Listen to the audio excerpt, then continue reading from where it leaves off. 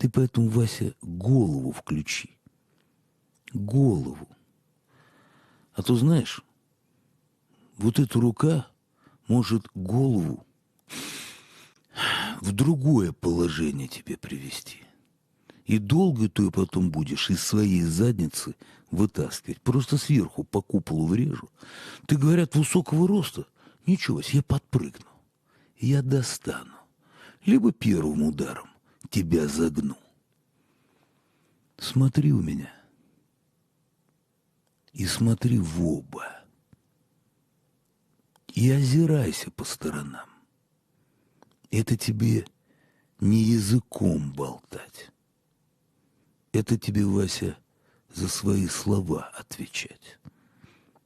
Либо извиниться. Это уж выбирай сам. Спокойной ночи.